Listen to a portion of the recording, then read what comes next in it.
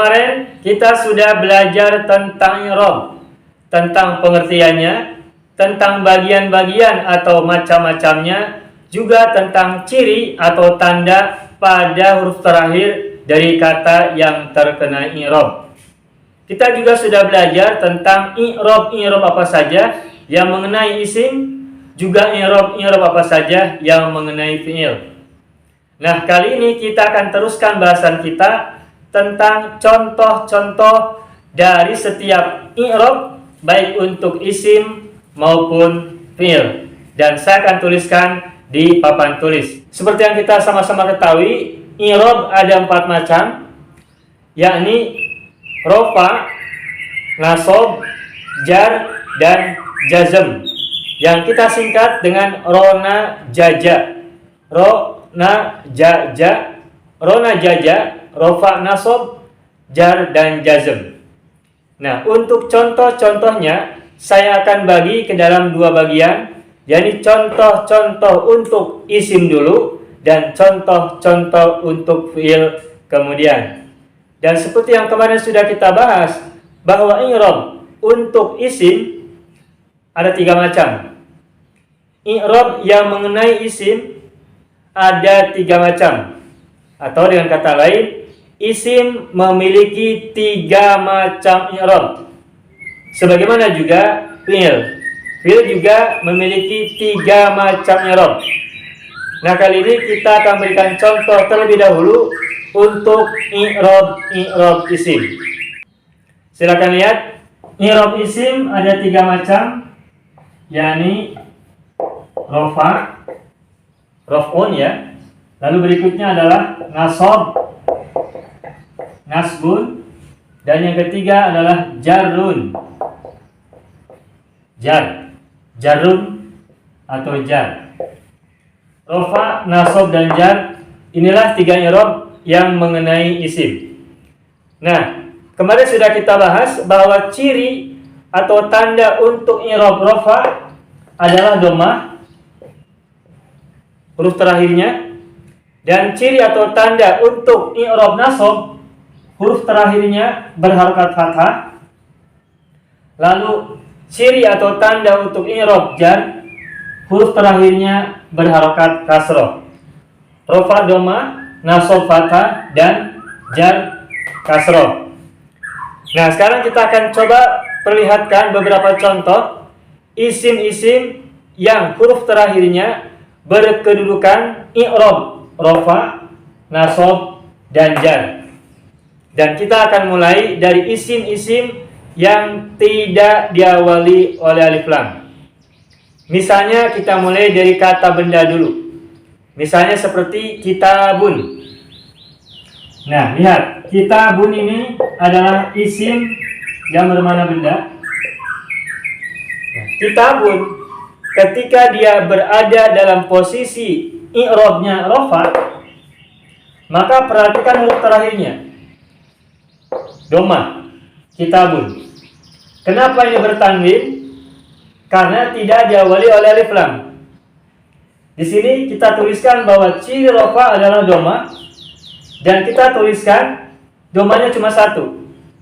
Sebenarnya ini mewakili juga dhammah yang tanwin, baik dhammah 1 maupun dhammah 2, dhammah ten. Nah, tetapi sebagai kode kita cukup memberi kode dhammahnya 1 saja. Tetapi ketika membuat contoh, maka kita harus membuat contoh secara otomatis.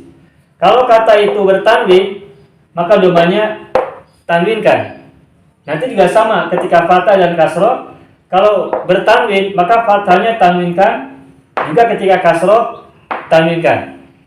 Nah, tinggal kita ingat-ingat kapan sebuah kata itu bertanwin. Nah, di antara ciri bahwa sebuah kata itu harus bertanwin adalah ketika kata itu tidak diawali oleh alif lam. Nah, kitabun ini kata yang tidak diawali oleh alif lam. Dan seperti yang kita sudah pelajari, bahwa setiap kata yang tidak diawali oleh alif lam, maka huruf terakhirnya harus bertanwin. Dan kata yang tidak diawali oleh alif lam disebut dengan isim nakiroh. Isim nakiroh adalah isim yang tidak diawali oleh alif lam. Kitabun adalah isim nakiro. Karena dia isim nakiro, yakni tidak diawali oleh alif lam, maka dia harus bertanwin. Dan dalam posisi rofa, tanwinnya domatain. Kitabun bertanwin. Nah, ini kitabun adalah isim yang i'rabnya rofa. Dan karena i'rabnya rofa, maka ciri huruf terakhirnya harus doma atau domatain. Kitabun. Terus karena kita bergeser ke tengah, kita jadikan kata kitabun kedudukannya atau i'rabnya dalam posisi nasab. Ingat, nasab cirinya adalah fathah huruf terakhirnya, maka semula kitabun kita ubah menjadi kitaban. Pakai tanwin. Kitaban. Nah, perhatikan ketika sebuah isim nakiroh nasab, maka harokat ujungnya adalah fathah, dan karena tidak ada alif lam, maka berarti fathatain, ada tanwinnya. Nah, tetapi perhatikan setelah huruf terakhir ba ini, karena dia fathatain, maka harus diikuti tambahan huruf alif, kitaban. Berbeda dengan tanwin doma. Ketika tanwin doma, huruf terakhirnya ba, doma saja, tidak ada penambahan huruf setelah huruf terakhir. Tetapi kalau fathatain, huruf terakhirnya fathah tanwin, tetapi setelah huruf terakhir itu harus ditambahkan alif, kitaban. Kecuali kalau huruf terakhirnya itu adalah ta marbutoh. Nanti kita akan contohkan. Kitabun menjadi kitaban.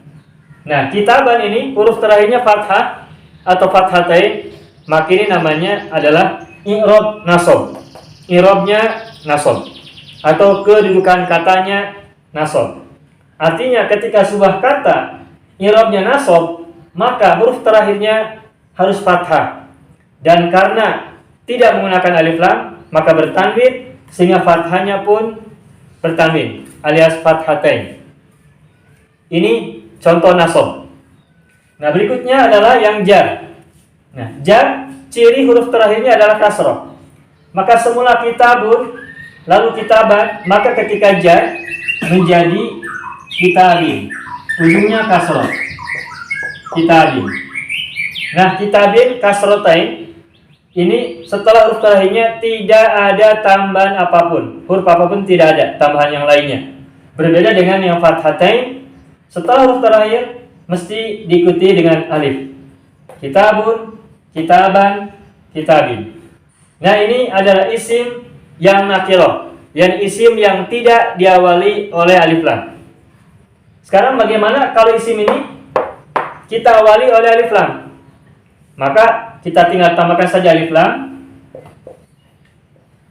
Tetapi perhatikan ada perubahan. Nah, seperti yang tadi saya sampaikan, kalau sebuah isim tidak ada alif lam, namanya nakirah, dan huruf terakhirnya harus tanwin. Maka kitabun, huruf terakhirnya tanwin, kitabun. Tetapi ketika kata kitabun diawali oleh alif lam, maka tanwinnya hilang, sehingga yang tinggal domahnya, tidak bertanwin, maka menjadi alkitab.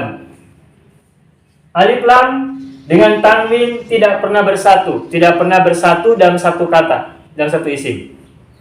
Kalau ada alif lam, maka tanwinnya hilang. Kalau tidak ada alif lam, tanwinnya muncul.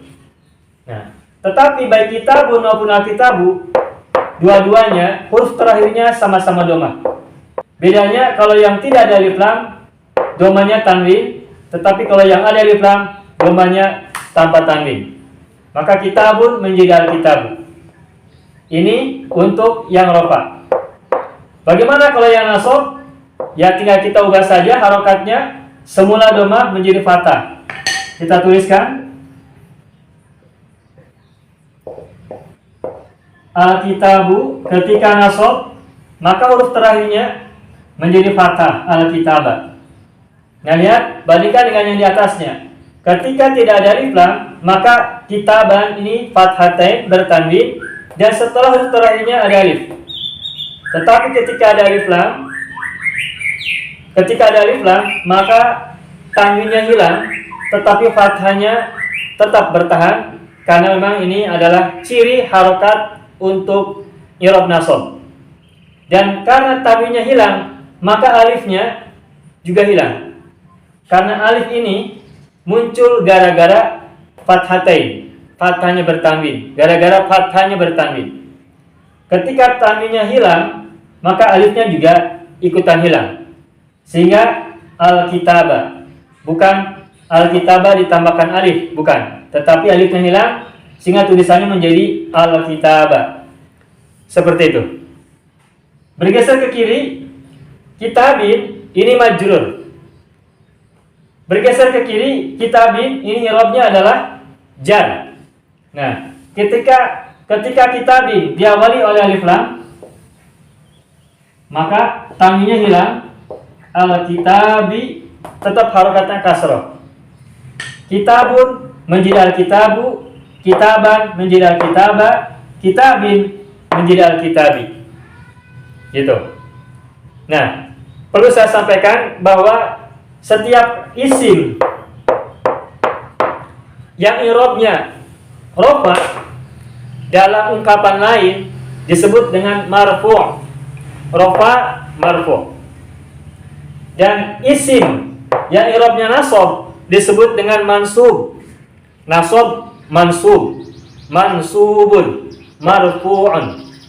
Dan setiap isim yang i'rabnya jar disebut dengan majrur, ada huruf ma di depan. Marfu', mansub, majrur. Rafa, marfu', nasab, mansub, jar, majrur. Rafa, nasab, jar itu adalah kedudukannya atau i'rabnya. Nah, isim atau kata yang terkenai i'rab rafa disebut marfu', isim yang terkena i'rab nasab disebut mansub, dan isim yang terkena i'rab jar disebut dengan majrur. Sehingga nanti jangan heran kalau nanti ada yang mendengar orang menyebut kata rafa dengan istilah marfu', nasab dengan mansub, dan jar dengan majrur. Itu maksudnya adalah untuk menyebut isim atau kata yang terkenai i'rab ini. Rafa, marfu', nasab, mansub, dan jar, majrur. Jadi nanti nggak usah heran, antara rafa dan marfu' itu sama, nasab dan mansub juga sama, jar dan majrur itu sama. Perbedaannya kalau rafa, nasab, dan jar itu nama i'rabnya, nama kedudukannya. Nah, sedangkan marfu', mansub, dan majrur adalah mengenai isimnya. Isim atau kata yang terkena rafa berarti marfu', dan isim yang terkena i'rab nasab berarti mansub, dan isim yang terkena i'rab jar berarti majrur. Jadi istilah marfu', mansub, majrur itu adalah isim yang terkenai i'rab tersebut. Tetapi kedudukannya atau i'rabnya namanya rafa, nasab, dan jar. Begitu. Nah, ini contoh untuk isim yang mudzakkar, yakni isim-isim yang huruf terakhirnya bukan berupa tamar butoh. Contoh-contohnya ini. Nah, sekarang kita akan berikan lagi contoh yang lain. Contoh isim-isim yang huruf terakhirnya berupa tamar butoh, alias isim yang muannats. Kita tuliskan. Saya hapus dulu.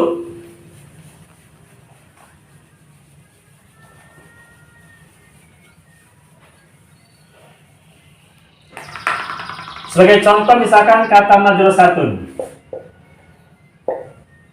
Madrasatun.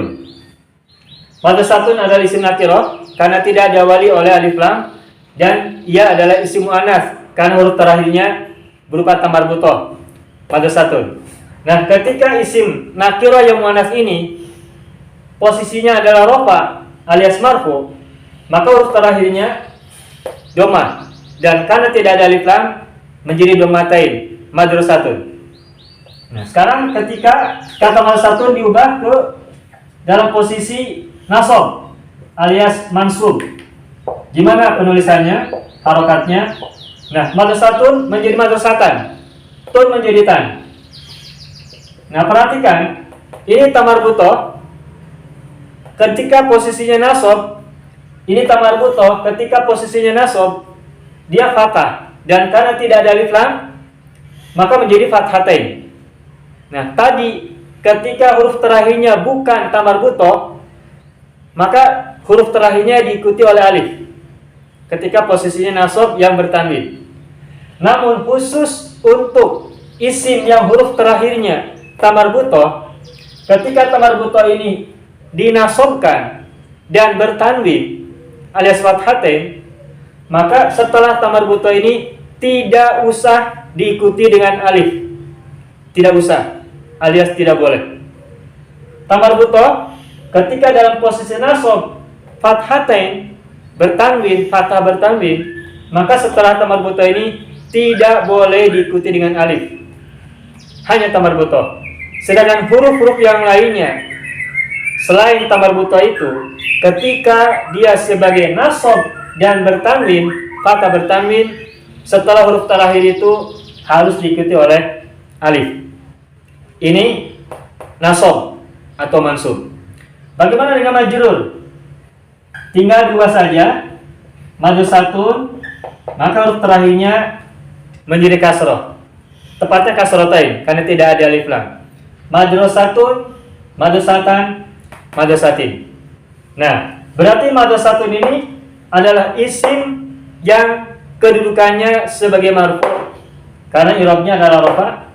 Madrasatan adalah isim yang mansub karena kedudukannya adalah nasab, dan madrasatin adalah isim yang majrur karena kedudukannya adalah jar. I'rabnya adalah jar. Madrasatun i'rabnya rafa disebut marfu, madrasatan i'rabnya nasab disebut mansub, madrasatin i'rabnya jar disebut dengan majrur. Begitu ya. Nah, ini adalah contoh isim yang tidak diawali oleh alif lam, alias isim nakirah. Sekarang bagaimana kalau isim-isim ini diawali oleh alif lam, alias ma'rifah atau ma'rifat? Nah, silakan lihat. Kita tinggal tuliskan alif lamnya. Madrasatun diawali oleh alif lam maka menjadi al-madrasatu. Mudah saja, al-madrasatu. Lalu yang mansubnya, yang nasabnya menjadi al-madrasata. Yang majrunya menjadi al-madrasati. Mudah ya? Al-madrasatu, al-madrasata, al-madrasati. Gampang. Tidak susah. Tun, tu, tan, ta, tin, ti. Kenapa madrasatun domatain bertanwin karena tidak ada alif lam? Madrasatu kenapa domah tanpa tanwin karena diawali oleh alif lam. Ingat, alif lam dan tanwin tidak pernah bertemu dalam satu kata. Kalau ada alif lam, gak boleh tanwin. Kalau tidak ada alif lam, tanwinkan, alias tanwinnya muncul. Madrasatun, al-madrasatu, madrasatan, al-madrasata, madrasatin, al-madrasati. Seperti itu. Nah, ini adalah contoh isim-isim yang terbuat dari benda. Tadi kitabun, buku, benda.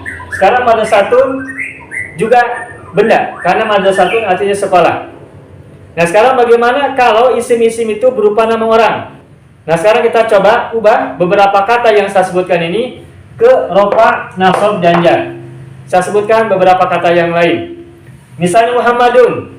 Muhammadun adalah nama yang tidak diawali oleh alif lam, sehingga bertanwin, Muhammadun.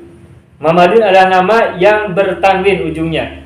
Nah, Muhammadun itu huruf terakhirnya dun, domah, domatain. Berarti Muhammadun apa i'rabnya? Rafa. Nah, sekarang coba ubah kata Muhammadun ke i'rab nasab. Muhammadun menjadi Muhammadan. Jarnya atau majrurnya menjadi Muhammadin. Muhammadun, Muhammadan, Muhammadin. Aliyun, Aliyun, Aliyan, Aliyin. Ingat kalau yang an dikasih alif huruf terakhirnya. Lalu berikutnya kata yang lainnya yang ada alif lam. Contohnya nama Al-Hasanu. Al-Hasanu adalah nama yang diawali oleh alif lam. Al-Hasanu, nu huruf terakhirnya domah, berarti rafa. Al-Hasanu marfu'. Nah, sekarang ubah Al-Hasanu menjadi mansub, i'rab nasab. Al-Hasanu menjadi Al-Hasana. Majrur kan? Al-Hasanu menjadi Al-Hasani. Al-Hasanu, Al-Hasana, al-Hasani. Contoh yang lain, misalnya al-Abbasu, al-Abbasu, al-Abbasa, al-Abbasi. Az-Zubairu, Az-Zubairu, Az-Zubairo, Az-Zubairi. Satu lagi contoh nama yang diawali oleh alif lam, Al-Husainu, Al-Husaina, Al-Husaini. Seperti itu. Jadi itulah beberapa contoh isim yang i'rabnya ada 3 macam, yakni rafa, nasab, dan jar. Dan kita bisa membuat banyak contoh yang lainnya. Silakan teman-teman semua berlatih mengubah setiap isim baik yang nakirah maupun yang ma'rifat, lalu ubah ke i'rab rafa, nasab, atau jar. Tepatkan harokatnya secara benar. Dan jika tidak diawali oleh alif lam, maka huruf terakhirnya harus tanwin. Kalau domah berarti domatain, kalau fathah berarti fathatain, kalau kasrah berarti kasratain. Dan ingat penulisan huruf-hurufnya, khususnya yang fathatain, maka setelah huruf terakhirnya tambahkan alif kecuali tambar butoh. Demikian pelajaran kita kali ini tentang contoh-contoh isim dalam posisi rafa, nasab, dan jar. Dan setelah ini kita akan berikan contoh i'rab untuk fi'il, atau dalam kata lain contoh-contoh untuk fi'il yang kedudukannya beri'rab rafa, nasab, dan jazm. Kalau fi'il bukan jar tetapi jazm. Demikian, semangat belajar, terus belajar, dan kataballahu lakumun najah.